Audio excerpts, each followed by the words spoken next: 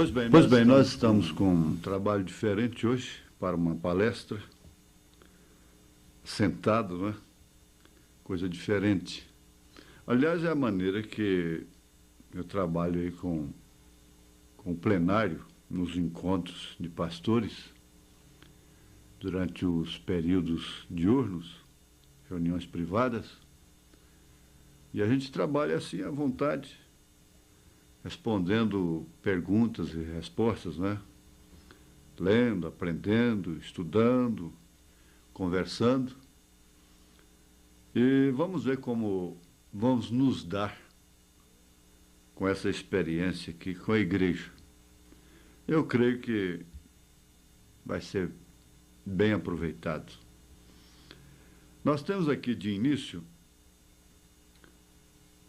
uma pergunta muito objetiva, muito oportuna, porque eu quero dizer para os irmãos o seguinte, que nós, os pregadores, os pastores, a igreja em um todo, precisa, na verdade,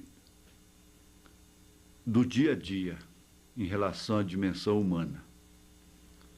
Mas não resta dúvida que um conhecimento também geral das Escrituras, das doutrinas, em relação, por exemplo, em relação a Elias, Moisés, mesmo os próprios 7 trovões, os selos e outras referências assuntos, itens que refletem mais como doutrina, que muitas delas são dispensadas por muitos, acham que não são necessárias, mas são. Porque o conhecimento das tais livra os menos avisados, aqueles que têm mais uma certa predisposição para certos espíritos, de abraçarem doutrinas erradas. Como, por exemplo, essa pergunta e resposta número 3, parágrafo 192, em síntese, ela fecha qualquer assunto sobre Elias e Moisés, ou Moisés e Elias, como queiram.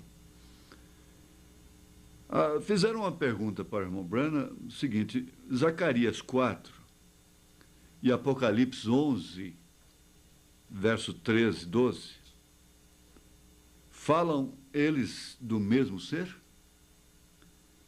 Veja, Zacarias 4, 12, 14 e Apocalipse 11, 4.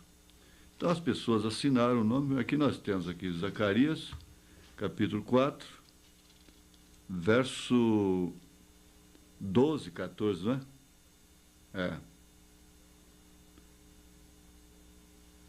12 diz: e falando-lhe outra vez, disse que são aqueles 2 raminhos de oliveira que estão junto aos 2 tubos de ouro e que vertem de si ouro.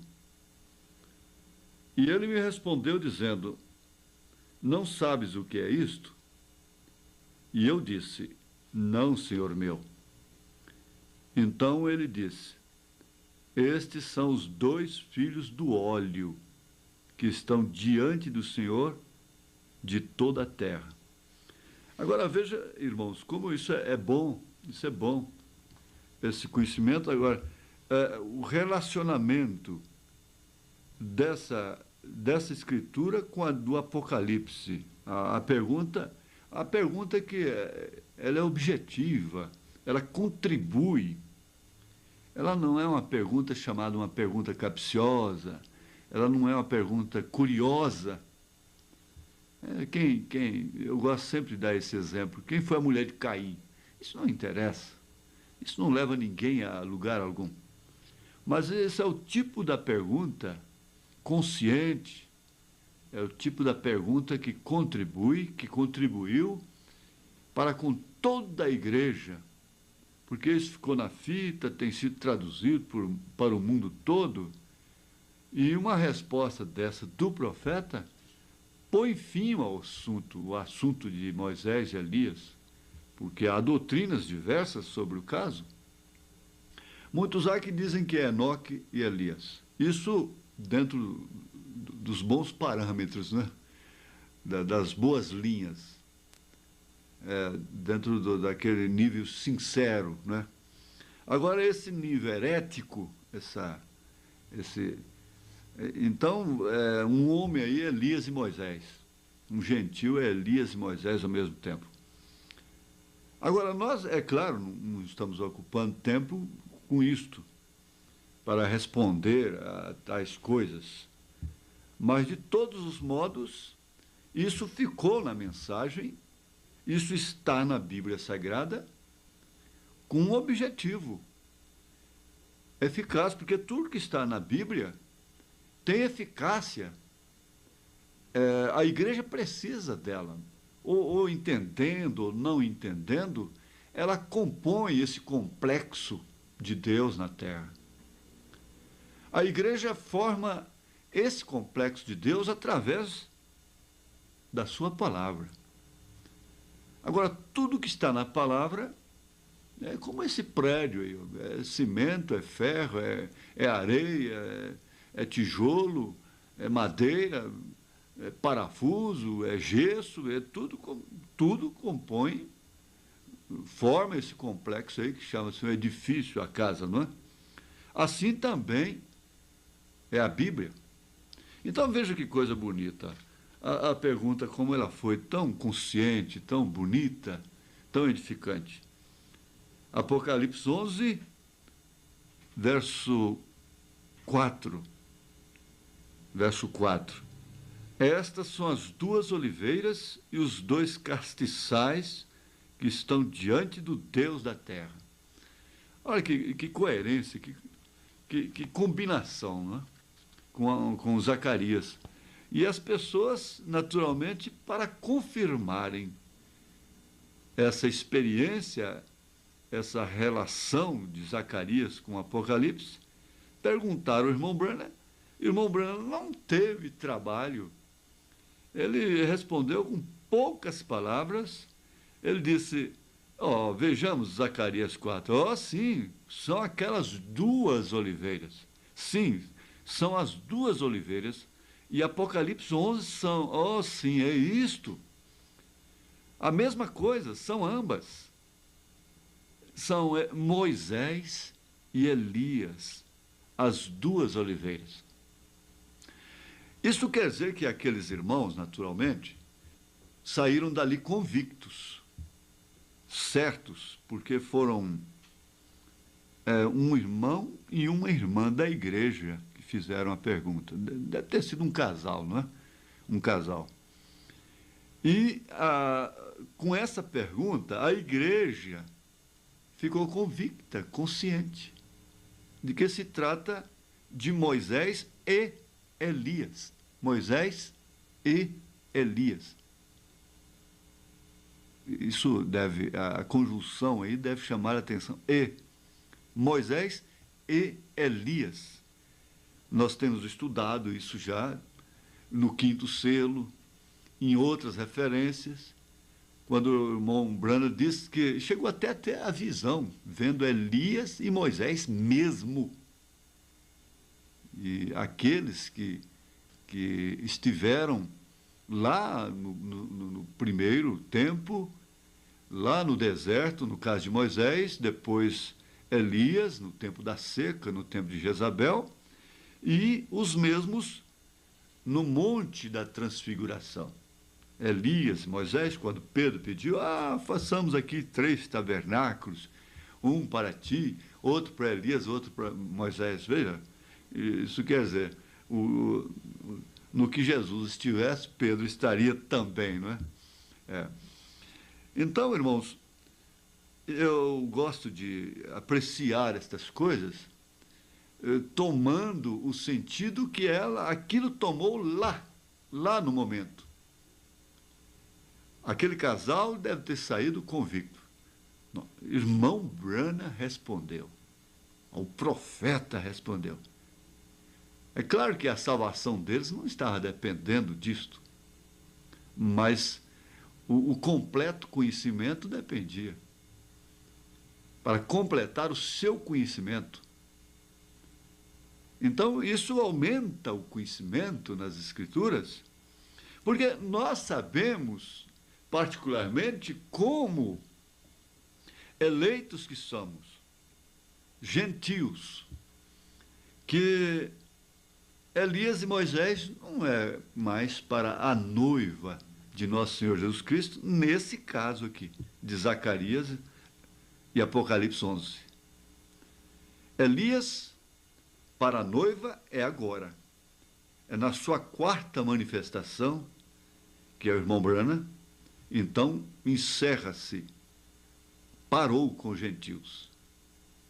Moisés vem para apresentar como representante da lei e Elias como representante dos profetas, ou seja, da graça, para converter agora os corações dos pais aos corações dos filhos, né? O que seria o contrário agora, porque Elias nosso veio para converter os nossos corações aos corações dos pais, mas não dos pais do Velho Testamento, porque eles ficariam com a lei, não é certo? Mas para converter os nossos corações aos pais da igreja, da era apostólica.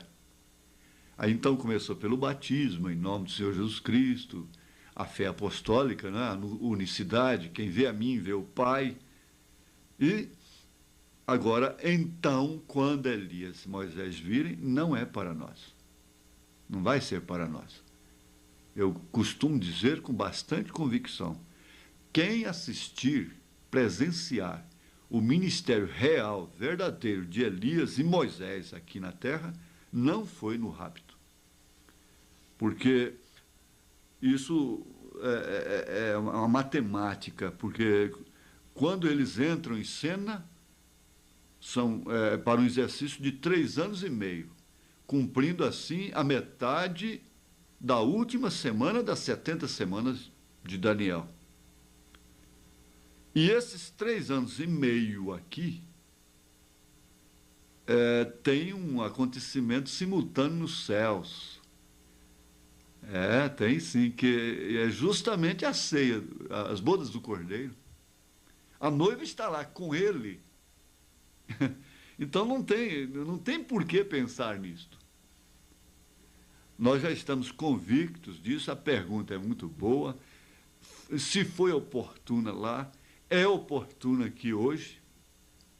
Se ela foi indicada lá com o irmão Branham, é claro, ela é indicada hoje para a igreja hoje. De forma que nós devemos pensar nisso, que se Moisés e Elias estiverem na terra e eu estiver aqui, e qualquer um de nós estiver aqui, então prepara para morrer pelo nome de Jesus Cristo, porque não foi no rapto.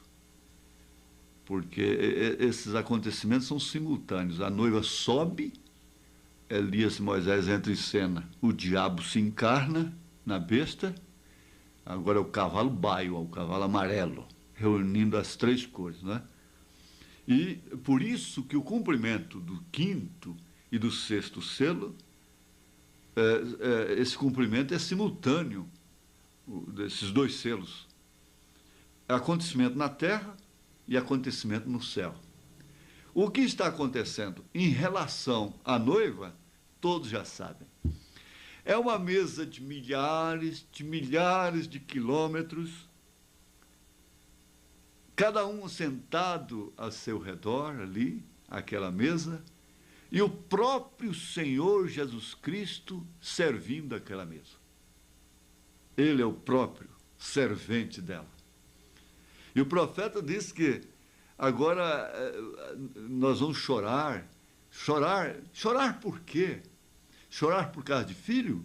Porque sentiu a falta do filho na mesa? Você chora hoje por não ter familiaridade, por não poder se assentar na mesa com sua família, ter um culto doméstico, orar, comer, festejar nos dias mais importantes de cada um, e assim por diante, nos dias festivos, não é? Mas lá não.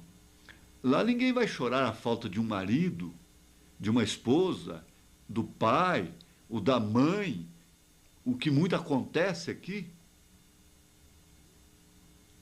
Pessoas que saíram do nosso companheirismo, muitas vezes porque nos deixaram, por motivos, por incompatibilidade, até mesmo família desfacelada, e outros porque partiram, estão na sexta dimensão.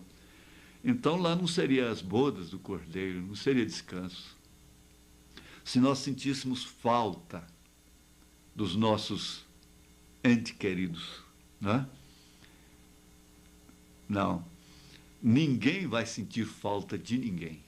Ali está a família completa, a família de Deus.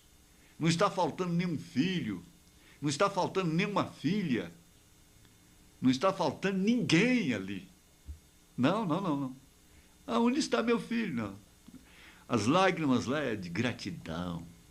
Essas poucas lágrimas que nós derramamos aqui na terra de gratidão vai formar um rio lá. Porque a gratidão será tão grande, o motivo será tão grande de chorar por gratidão. Não é chorar por dor, por sentimento, por amargura, por ter perdido. Isso é muito importante. Isso comove a gente, isso dá para mexer um pouquinho por dentro, não é? Dá sim. Eu gostaria que todos pensassem nisso assim, de uma maneira mais profunda, não é? Muito pouco se chora aqui em gratidão.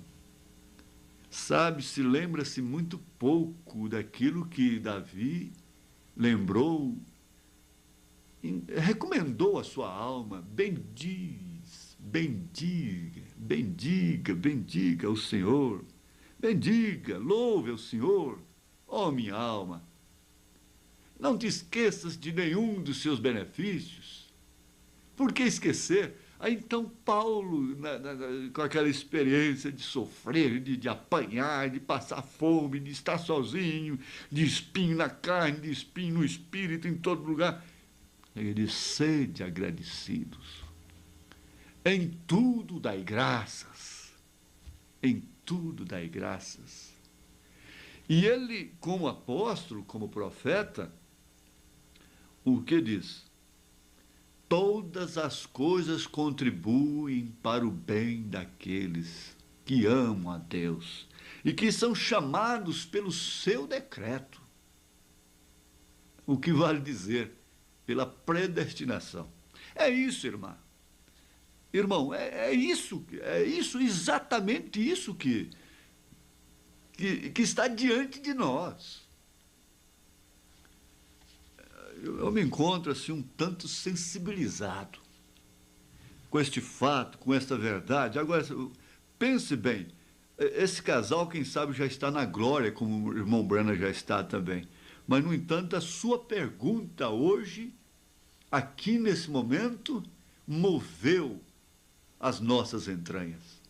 Nos fez lembrar desta coisa tão gloriosa, tão maravilhosa. Que pergunta oportuna. Tem outra aqui, mas nós vamos deixar para outra oportunidade, porque essa foi o suficiente. E nós temos ainda de continuarmos, porque eu tenho que me disciplinar. Pode vir a coisa boa, seja como, mas nós temos que estudar isso aqui. Nós temos que estudar com o profeta estas coisas.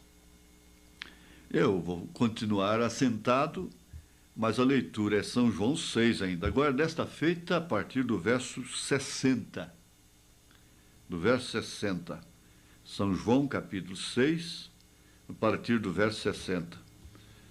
Muitos, pois, dos seus discípulos, ouvindo isto, disseram: duro este discurso, quem o pode ouvir? Sabendo, pois, Jesus em si mesmo que os seus discípulos murmuravam disto, disse-lhes: Isto escandaliza-vos? Que seria, pois, se visseis subir o Filho do Homem para onde primeiro estava? O Espírito é o que vivifica, a carne para nada aproveita. As palavras que eu vos disse são espírito e vida. Mas há alguns de vós que não creem. Sempre há alguns que não creem, mesmo lá com Jesus presente. Hein? Com o irmão Brana presente, agora quanto mais comigo, coitado, hein? Sempre há alguns que não creem. Porque bem sabia Jesus, desde o princípio, quem eram os que não criam e quem era o que havia de entregar. E dizia, por isso eu vos disse que ninguém pode vir a mim. Notem isto. Ninguém. Ninguém. Seu filho, sua filha, seu marido, eu, você. Ninguém pode vir a mim, se por meu Pai lhe não for concedido. Vale a pena lembrar agora, não é para quem quer, não é para quem corre, é para quem Deus chama. Então, nós deveríamos ser muito gratos, porque o Pai nos concedeu que viéssemos a esta mensagem. Notem isto, irmãos. Desde então, muitos dos seus discípulos tornaram para trás e já não andavam com ele. Então disse Jesus aos 12, quereis vós também retirar-vos? Isso é que é convicção.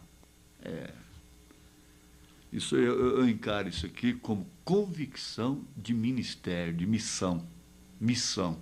Ele sabia e conhecia a sua missão. Parece até descortês, não é? Quereis vós também retirar-vos? Eu dei um bom motivo para todos irem embora. E por que vocês ficaram? Vocês são melhores do que eles? Eles são melhores do que vocês? Alguma coisa está acontecendo? Isso já está falando das 3 classes de crentes, vocês estão notando, não é? Respondeu-lhe, pois, Simão Pedro, não é? Senhor, para quem iremos nós? Para quem? Sempre tem um quem. Seria um pronome pessoal, uma pessoa, não é? Para quem? Ele não diz para onde. Para quem iremos nós? Tu tens as palavras da vida eterna. Então tu tens tudo, não importa se o Senhor fala para comer carne humana, beber sangue humano, seja o que for, não importa o que aconteça contigo. O que o Senhor ponha de difícil diante de nós. E nós temos crido e conhecido que tu és o Cristo, Filho de Deus. Respondeu-lhe Jesus, não vos escolhi a vós os 12? E um de vós é um diabo. Mas se ele escolheu 12 e um é o diabo, então ele escolheu 11 filhos e um diabo. O que era suficiente para fazer tudo, não é? E isto dizia ele de Judas Iscariotes, filho de Simão, porque este o havia de entregar, sendo um dos 12. Nós pedimos a Deus, nesse instante, que aceite a nossa gratidão de podermos ainda nos reunirmos em seu nome, em nome de Jesus Cristo.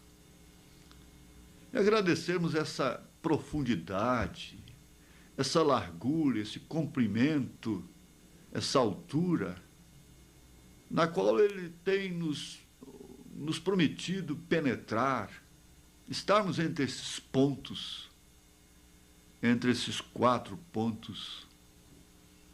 Seriam pontos cardeais? do conhecimento de Deus, da graça, do amor de nosso Senhor Jesus Cristo. Nós agradecemos a Ti, Senhor, pelo perdão dos nossos pecados, e porque nesta hora nós podemos pensar nestas coisas que já ouvimos de uma maneira mais agradecidos. Em nome de Jesus Cristo. Amém. Amém. Pois bem, os que estão de pé se assentem, não é? Eu gostaria de observar com os irmãos uma coisa muito importante. Nesse instante, vocês sabem que num tipo de matéria dessa a gente não pode se prender a um tema, porque nós vamos vendo parágrafos, e também não podemos ter pressa. Nós temos que ir assimilando as coisas da maneira que elas nos vão vindo. A igreja precisa, antes de tudo, aceitar esta condição que está expressada, manifestada, escrita nessa Bíblia que é infalível, que é a natureza. Então a igreja precisa aceitar a condição de que o joio tem que estar junto com o trigo. Ambos têm que estar juntos até o fim. E essa mensagem, três classes de crentes, como nós já observamos, já estudamos juntos, e nós temos que repetir isso quantas vezes for necessário, de que onde há um grupo de crentes, então ali está reunido, né, um grupo de pessoas, de crentes, ali tem três grupos, três classes de crentes, que são os crentes verdadeiros, os manufaturados e os incrédulos. Agora, irmã, preste atenção, irmão, mesmo os pastores, nós precisamos nos conscientizar disto. A igreja precisa se conscientizar disto. É como você, o pai de família, a mãe de família, tem que aceitar. Aceitar, queira ou não queira, a condição moderna de hoje, sofrê-la. Filhos rebeldes, filhas rebeldes. É claro, nós estamos aí com o mundo padronizando os princípios. As famílias não têm princípio próprio mais. É o princípio da televisão, uniformizando tudo. Mas nessa luta, nesse afã de manter princípios, de manter uma linha cristã mais honrada, mas você já enfrenta a vida, a família, sabendo que você tem que se sujeitar às condições da era em que estamos vivendo. E a igreja não pode pensar que ela vai ser uma santa e pura igreja. Aliás, o profeta disse, não há coisa como santa igreja. Não há coisa como santo homem, santo pastor, santo bispo, santo papa. Não. Só há uma coisa que é santa. De verdade. Esse é o Espírito Santo. E o Espírito Santo tem um ministério na terra que ele próprio tem consciência dele. Você pensa que não? Ou você acha que o Espírito Santo vem para uma igreja enganado? Ele não vai sofrer, ele não vai se entristecer, ele só vai ver coisas boas ali, ele não vai contar com nenhum espinho ali, nada vai entristecê-lo, nada vai fazer com que ele geme, venha a gemer, né, para segurar mais a expressão, que ele venha a gemer, sentir. É certo, irmãos, nós não vamos facilitar as coisas para o inimigo, Mas, uma vez conscientizados, nós não seremos explorados na nossa sinceridade. Para começar, ele é paráclito. E o paráclito é consolador. E não somente isso, advogado. Advogado. Ora, como que um advogado pode pensar? O advogado que pensar em tomar uma causa estritamente, exclusivamente justa, dificilmente ele vai encontrar uma causa na terra. O Espírito Santo assumiu a missão, é o próprio Deus, é a continuidade do Senhor Jesus Cristo. É o Senhor Jesus Cristo cruzando novamente este caminho, quando ele disse, eu vou e venho para vós. Ele falou na primeira pessoa, não é na terceira pessoa. Vou e venho para vós. E eis que estarei convosco todos os dias até a consumação dos séculos. Isso não é outra coisa senão o Espírito Santo, o advogado. É o advogado. Agora, vamos pensar aqui. Deus está nos pondo numa posição muito boa em relação ao conhecimento desse momento. É que nós não vamos encontrar uma igreja que não tenha em si 3 classes de crentes. E a preocupação que você deve ter não é se a irmã ou o irmão é manufaturado. Não é se a irmã ou o irmão é incrédulo. Você tem que preocupar se você é ou não o verdadeiro. Agora, nós já aprendemos que o verdadeiro não é aquele que não erra. O rapaz disse, eu não preciso de borracha. Ele foi prestar um exame numa companhia. Aí o instrutor, o examinador, disse, cadê a borracha? Ele disse, não, eu não preciso de borracha, eu não erro. Então ele disse, então você pode ir embora. Você não erra, então é porque você não faz nada. Você não trabalha. Não há ninguém que vai enfrentar qualquer coisa nesse mundo que não está suposto a errar. Você vai deixar de ser uma cozinheira porque salgou a primeira comida? Fez salgado demais? Deixou penuja no frango? Ou deixou insonso? O arroz virou papa? Ah, mamãe, eu não cozinho mais nunca, eu não vou me casar. Não, não é assim. Agora é que você precisa continuar, aperfeiçoar. Você pôs água demais. Agora você vai diminuir a água e daqui a pouco você é uma boa cozinheira, não é? Então, o que acontece é isso. É que muitos há que na sinceridade ficam mais preocupados com o estado da igreja como um todo. Isso não é problema seu. Você deve, antes de tudo, pensar no seu estado, na sua condição. Qual é a sua condição, ou seja, qual é a sua natureza dentro dessas 3 classes de crentes.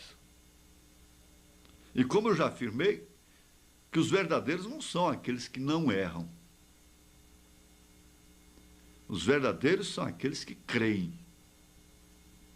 Que creem em toda a palavra como ela é. Não importa se ela ofende, se ela mexe comigo, se ela me bate, se ela me ofende na linguagem do irmão Branham. Não importa. Importa o seguinte, que o diabo não pode nos ver pelas costas. Ele tem que nos ver sempre pela frente. Porque quando ele nos vê pelas costas, está acontecendo ao contrário do que a Bíblia diz. Nós estamos fugindo. E a Bíblia diz, resistir ao diabo e ele fugirá de vós. Ele tem que ser visto pelas costas. Não nós. Então aconteça o que acontecer comigo. Deus me dará graça de ir até o fim. Se eu tiver que ser envergonhado, passar por vitupério, acontecer o que for, não me importa. Se essa carne tem que ser desmascarada, aconteça o que acontecer. Não me importa. Não te importa. Você precisa pensar que ninguém pode estar aqui, mesmo incrédulo, mesmo manufaturado, se o Pai não chamou. Mesmo o diabo que estava entre os 12 teve que ser chamado.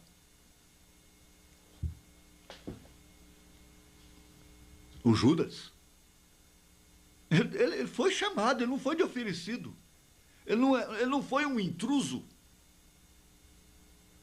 E muitos aqui não entendem por que certos espíritos errados têm que prosperar dentro da própria mensagem, no mundo, e se põem a combatê-los. Eu não tenho nada que combatê-los. Eu estou contra as Escrituras. Eu disse para um reverendo, assim que aceitei a mensagem, presidente do Conselho de Ministros de Goiânia, eu disse para ele: mas reverendo, se eu sou falso Cristo e o senhor é verdadeiro, como o senhor quer impedir o cumprimento das Escrituras? Ah, você tinha o Espírito Santo antes de ser batizado em nome do Senhor Jesus Cristo? Você não tinha? Você não tinha? Só agora que você tem? Eu disse para ele: não, a prova que eu tinha é que eu não rejeitei o batismo em nome do Senhor Jesus Cristo, quando chegou essa luz para mim. Agora, se eu sou falso, porque aceito a mensagem de um homem que só me volta para a Bíblia, para as atitudes, para os atos dos apóstolos, se eu sou falso por causa disto, então, reverendo, deixa a Bíblia cumprir. Deixa a Bíblia cumprir.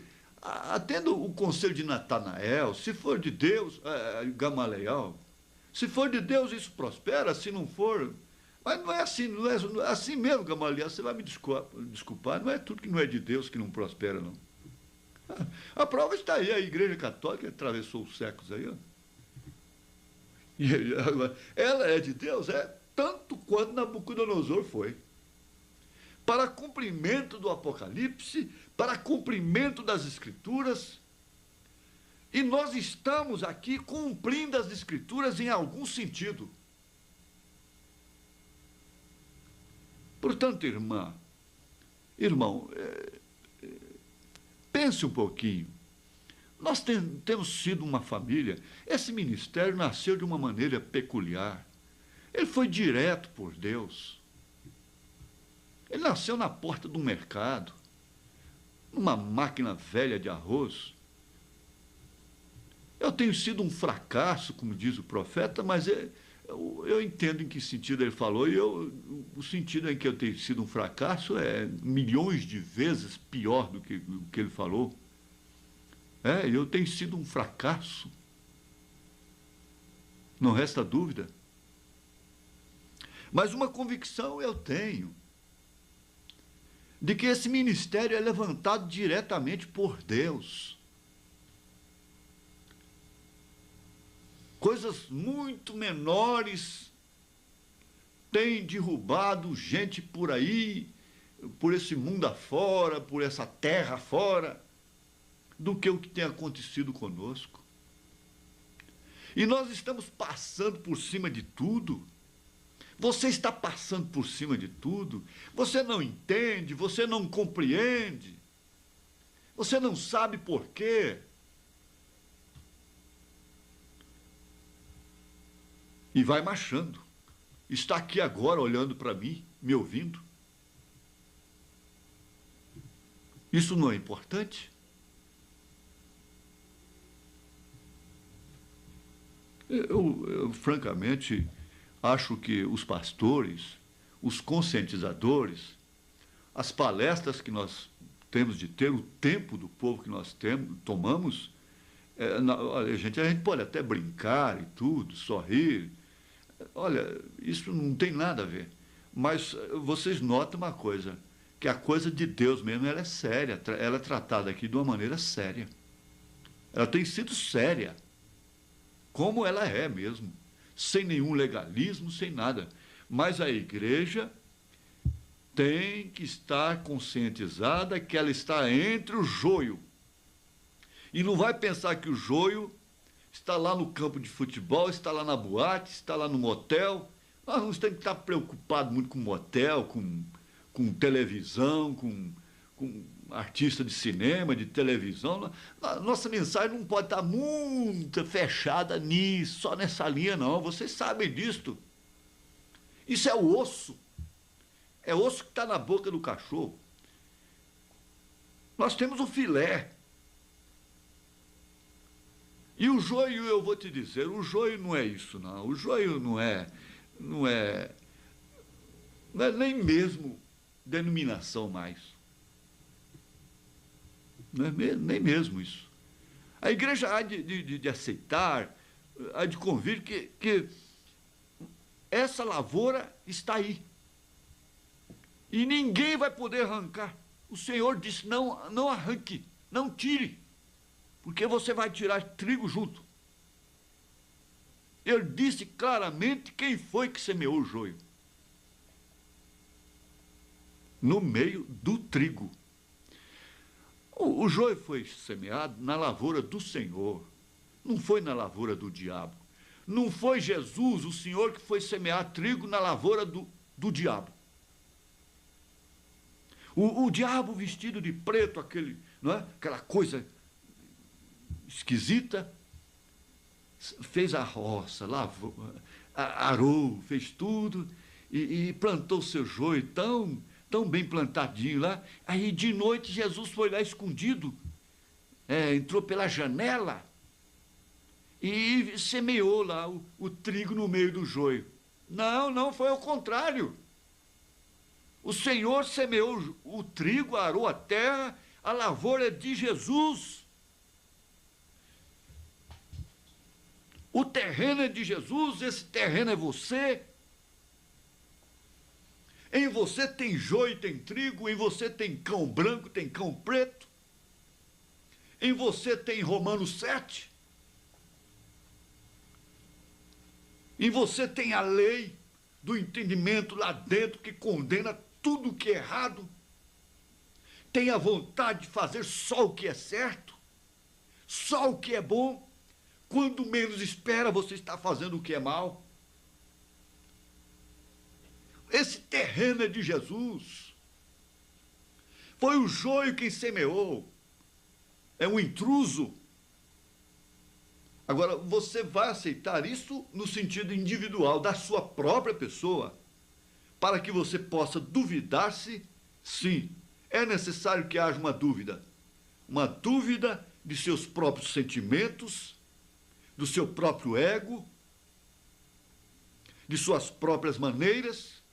Quer saber de uma coisa? Até do seu próprio coração, porque o coração é enganoso, o coração do homem.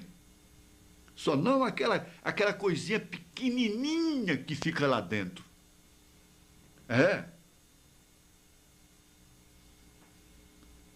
Agora, no sentido coletivo, 3 classes de crentes.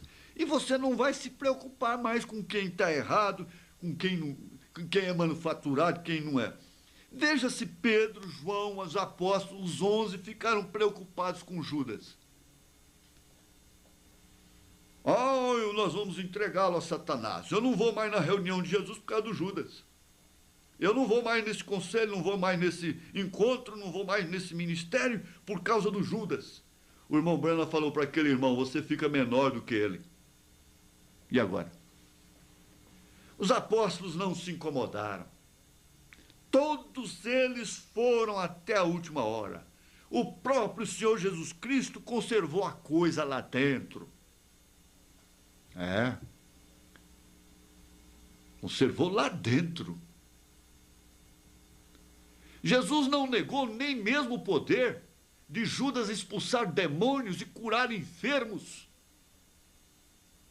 Nós não temos que estar combatendo os curadores que andam por aí.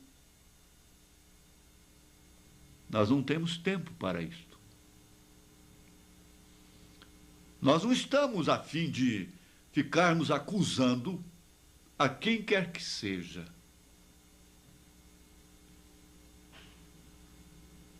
Olha, vocês sabem de uma coisa? Parece, tem hora, porque o profeta viveu um momento que ele não entendeu, muitos anos que ele não entendeu, ele quase ficou louco, ele quase suicidou. Ele tentou abandonar, fugir, sumir, ele tentou ir para as montanhas, tudo isso. Gente, é relativo, é certo que é relativo, é a milésima parte. Mas isso acontece com a gente. Tem que haver alguma coisa atrás disso. E Deus não vai me explicar. Deus não vai te explicar. Ele devia muito mais a José, o velho justo José, ele devia ter avisado a José antes de tudo: José, a tua menina vai aparecer grávida, mas ela é aquela virgem que os meus profetas profetizaram. Não, Deus não fez isto. Depois do velho quase acabado, o irmão Branham disse que chegou até a morrer logo depois. Deus, por sua soberania, resolveu lhe dar um sonho. Gente, um sonho respondeu tudo para o homem. Agora, uma mensagem desta. Coisas estranhas estão acontecendo.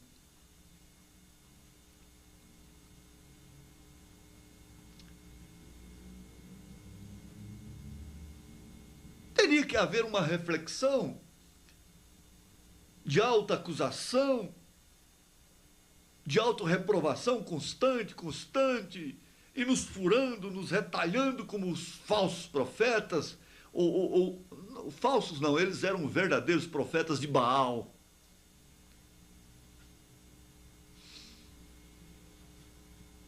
Dá vontade, a gente dá vontade. Eu já disse, dá vontade de quebrar tudo, de botar fogo em carro, de acabar até com roupa e tudo, e virar um peregrino subindo no muro aí, fedendo com um saco nas costas, e não ter compromisso nenhum. Dá vontade. Olha que dá vontade disto. Mas nós temos que chegar lá. Deus não vai explicar. Deus não vai me explicar.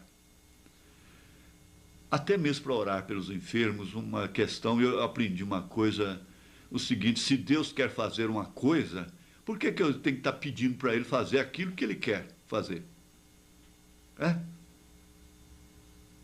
Quando Deus decreta uma coisa, eu fico de cá: Deus, oh Deus, faça isso, faça isso, faça isso. Eu entendo o que é um decreto. Eu não estou desestimulando a oração, mas você vê, eu conheço um caso mesmo de um irmão que, ao anoitecer, ele se ajoelhava e só levantava-se do joelho no outro dia cedo. Uma coisa inédita. Quando apareceu essa doutrina do novo nome, ele foi o primeiro a abraçar. E aí? Como vamos entender isso? É a maneira de se aprofundar no amor de Deus. É ler, é orar. Mas até mesmo encomendar um irmão que está com câncer, um irmão que está com uma diabetes ou desenganado do coração. Mas quando chega ao conhecimento da gente, eu não sei explicar não, irmão, mas parece que há uma ligação direta lá em cima, parece que a gente não está fazendo muito caso daquilo, muito caso. É uma fé que a gente não pode explicar, mas ela parece que ela é indiferente. Ela não está deixando mexer no vaso dos sentimentos, das emoções, ela está além de alguma coisa que é humano, que é racional, ou seja, que é da razão, que possa satisfazer o tato, o paladar, a visão. Então a gente entra num avião. Para mim, se Deus quer me levar de avião, Ele vai levar mesmo. Ele vai levar mesmo. Então, senhor, eis-me aqui. Eu estou aqui. Se o senhor me quer lá em tal lugar e trabalhando para o senhor, tudo bem, mas eu sei que pelo decreto divino ele já sabe desde antes da fundação do mundo. Ele sabia o dia e a hora que o carro do irmão Brana chocaria com aquele carro. Não tinha oração que mudasse aquilo. No entanto, o diabo tentou matar o irmão Brana quantas vezes antes. Olha, um rifle. A gente que mexe com arma, que gosta de arma, sabe o que significa aquilo. Só quem não tem noção. Aquilo teria jogado a cabeça do irmão Brana, com pescoço e tudo, 30, vamos dizer, 30 metros para trás. Só o bagaço. Comunistas com armas noturnas, o infravermelho, que pode enxergar de noite, fazer mira de noite, com armas apontadas para atirarem nele, não puderam. Ele, como dentro de um avião, daquele tempo, não é? Perdido no ar, e o comandante avisar, porque quando chega a avisar para os passageiros é porque já não tem remédio mais. É o último caso já. Olha, nós estamos perdidos e só temos combustível para 15 minutos.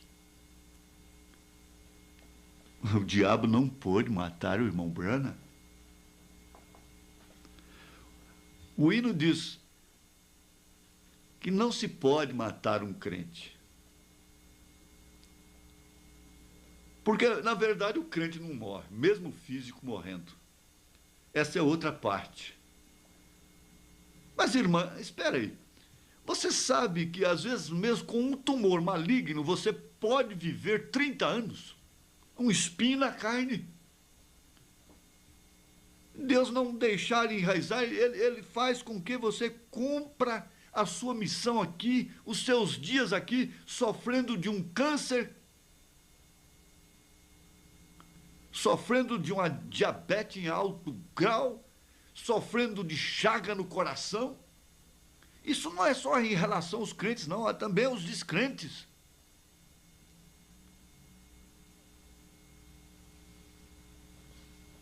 Agora, tudo isto vai nos posicionando. Tudo isto vai nos posicionando na verdadeira posição, mediante uma verdadeira conscientização. Então vem agora aquela despreocupação. A irmã, o irmão é manufaturado. Você quer saber, nem mesmo um irmão que se vai da igreja, da comunhão, você não pode dizer que ele se perdeu, que ele não vai no rapto. Ninguém ousaria dizer isso, fazer esse julgamento. Porque quem seria verdadeiramente um filho pródigo hoje? Filho pródigo de quê? Filho pródigo da Batista? Da Presbiteriana? Voltar para a casa do pai? Pródigo da Católica? Pródigo da Assembleia? Voltar para a casa do pai? Dos três? Filho pródigo hoje é da mensagem. Em cada era, respectivamente falando. Você sabe que nós somos uns pródigos, para começar. Estando nessa terra, cercados do que nós estamos cercados. Temos gastado tudo o que temos.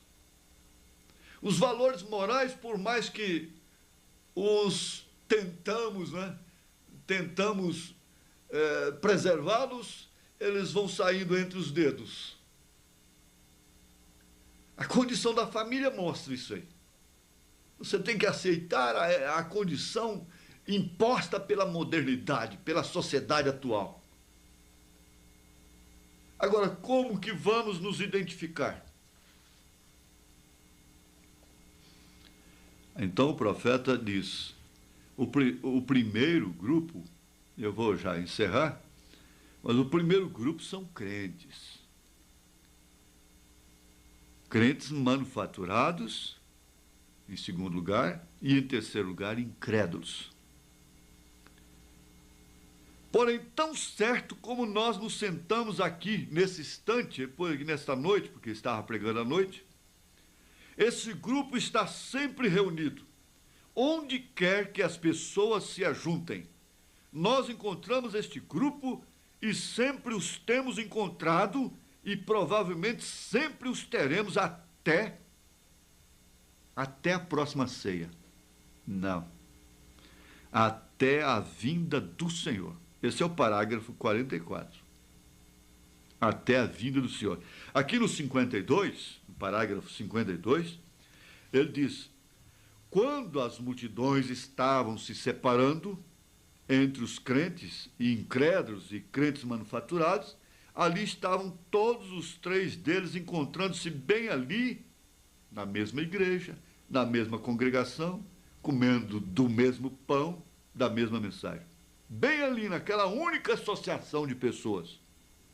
Crentes manufaturados e incrédulos. Exatamente encontrados aqui mesmo neste capítulo. E por que Jesus tinha falado as palavras da maneira que ele tinha falado? Somente por isto separou a sua congregação, desfacelou a congregação. Aí o profeta completa: porém precisa ser feito. Isso tem que acontecer. A gente vai numa reunião, viaja, vai todo mundo ver o Espírito de Deus entrar ali, formar um concílio apostólico ali. Depois disso, ninguém saia, ninguém recue. Daí a pouco o irmão diz: eu não dou conta. Eu não dou conta de prosseguir. Já vai para outro pastor. Olha, eu diria, se tem algum pastor me ouvindo, isso é falta de sabedoria, isso é falta de reconhecer o quíntuplo de Efésios 4. Isso não vai funcionar. Diácono, você não pode recuar na hora de uma decisão. O administrador, qualquer obreiro, qualquer trabalhador, na hora que a igreja cai numa dificuldade, eu vou recuar. Eu vou recuar. Que isto? Porque estaria predestinado exatamente para isso? Será que não poderíamos reconhecer pelo menos uma reunião que se tornou uma reunião apostólica? Ninguém é para se chamar de apóstolo, mas pelo que acontece nas reuniões, nas decisões, você vê que pelo menos naquela hora o espírito apostólico entrou ali e ele dá uma ordem: ninguém saia, fique aí. Na mesma hora, irmão, está em dificuldade. Não, eu vou congregar, mas servir eu não vou mais. O irmão Brando disse: você não trabalha para mim, você não trabalha para a igreja, você trabalha para Cristo. E o que eu tenho dito, está certo, precisa, volte, recue, vai embora, vai buscar apoio de outro. E o outro, sem sabedoria, dá apoio também, sem experiência. Sem a experiência apostólica. É certo? Vá. É necessário que isto aconteça. Mas há outros que dizem: não, é difícil. Mas para onde iremos nós? Mas esse caso nosso aqui não foi igual lá de Jesus. Que esse aqui é muito mais pesado. Engano, muito engano seu. Muito engano seu. Se você for meditar o que é comer carne humana e sangue humano, gente, não precisava ser sangue humano, não, sangue de animal. Na lei, a lei que eles conheciam lá, que obedeciam, foram criadas nela, e que era a lei de Deus. Não precisava ser sangue de homem, não, humano, não. Bastava ser sangue de animal. De bode, de carneiro, de uma vaca, de um boi, de um bezerro. Morreria apedrejado. Agora, quanto mais sangue humano, agora o próprio Senhor Jesus Cristo, ele falou assim, é o pé da letra, gente. É o pé da letra, essa letra agora é assim, é para matar. E o Espírito para vivificar.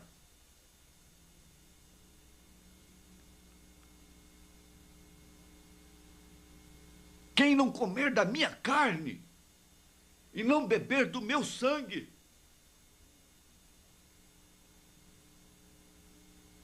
se apanhassem Jesus lá deitado, que não soe como sacrilégio, abraçado, agarrado com Maria Madalena, naturalmente o que fariam? Se apanhasse Jesus lá conversando com a mulher samaritana e com uma certa intimidade com ela, o que fariam?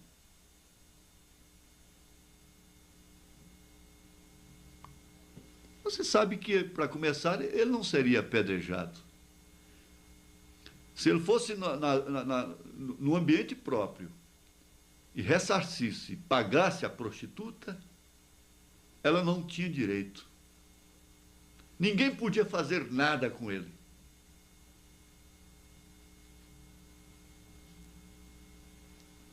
Quem deveria morrer era ela.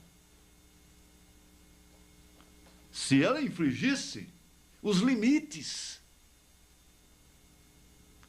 Porque desde então ficaram estabelecidos limites. Você vê lá que a samaritana tinha que buscar água fora de hora. Não podia combinar com a hora das famílias, das virgens, das moças, das mães. Então eles estabeleceram limites. Em que foi flagrado Maria Madalena? Ela foi apanhada exatamente para tentarem a Jesus Cristo. Ou vocês pensam que foi o primeiro adultério dela? Por que a samaritana já não tinha morrido há muito tempo? Por que Raabe foi preservada daquela forma? E você pergunta, por quê? A Bíblia vem e responde. Justamente isto. A sua misericórdia é exatamente a causa do porquê. É o porquê que nós não fomos consumidos. Nós não fomos consumidos exatamente por causa de sua misericórdia, porque a lei e o aio pesa sobre nós. Este aio nos leva a Cristo, como levou a Maria. E ninguém vem a Ele. Ora, se ninguém viria a Ele, se não fosse pelo Pai, então Maria não foi levada a Ele naquelas circunstâncias. Ela não foi levada a Ele, senão pelo Pai. Foi o Pai levando-a.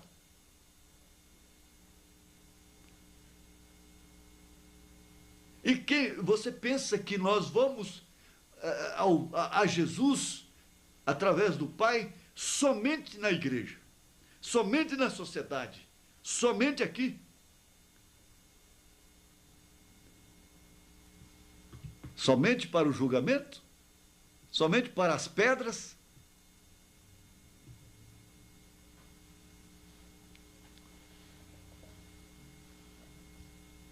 Ninguém vem a mim se o Pai não enviar. Ninguém. Ninguém vem para essa ceia, para as bodas do Cordeiro, se o Pai não enviou. Ninguém vai para a ceia se não recebeu o convite. Manco, aleijado. Que classe de gente que participou daquela ceia, gente? Vamos, a mensagem, a palestra é para encorajar. O irmão Bob gostava desse termo, encorajamento. Aliás, os irmãos americanos gostam desse termo. Naturalmente, o irmão Brennan gostava. Encorajamento. Vamos, prossiga. Prossiga em tudo que você sabe que é bom, que você... E geme, você pode gemer com a sua cruz. O que é cruz? O que é cruz para um crente hoje? Todos os dois ladrões estão crucificados. A cruz para o crente da mensagem é justamente não ser o que ele deveria ser. Isso aqui é a cruz mais pesada que existe. Olha, que o Senhor possa enriquecer a vossa fé. Põe a mão no seu coração agora. Contrito, contrita. E pense assim: eu não quero saber quem é manufaturado, quem é incrédulo. Eu quero saber que nesse coração existe aquela fé de que de uma forma ou de outra eu irei até o fim, pela graça do meu Senhor Jesus Cristo, pelo amor do meu Deus, que me chamou em tempo oportuno e me deu esta oportunidade de pertencer a este grupo de crentes que creem na verdade.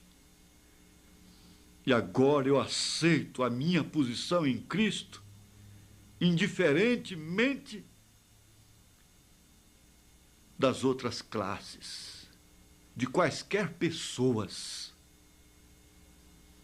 Eu aceito a minha condição em Cristo. Aceito que a igreja tem que sofrer. Aceito que a igreja tem que ter problemas como a igreja de Corinto. E todas elas da Bíblia Sagrada e como a igreja do irmão Branham. Aceito, sim, que o joio foi semeado na lavoura do Senhor. Portanto, essa carne, esse sangue, não herdará o reino de Deus. Mas a minha alma é lavada e redimida no sangue de Jesus Cristo. E eu tenho poder em mim para controlar todo o mal. Todo o poder das trevas que possa tentar me fazer evadir, fugir, recuar, me acovardar e alvoroçar na hora difícil. Em nome de Jesus Cristo, ó Deus, eu aceito a minha cura, aceito a minha libertação e te dou graças. E eu quero também derramar lágrimas de gratidão antes de chegar lá na ceia do Cordeiro. Eu quero chorar um pouquinho aqui na terra também, de gratidão, de louvor. Em nome de Jesus Cristo, ó Pai, guia-nos na vereda da justiça, por amor do teu nome. Amém, Senhor. Amém. Deus os abençoe.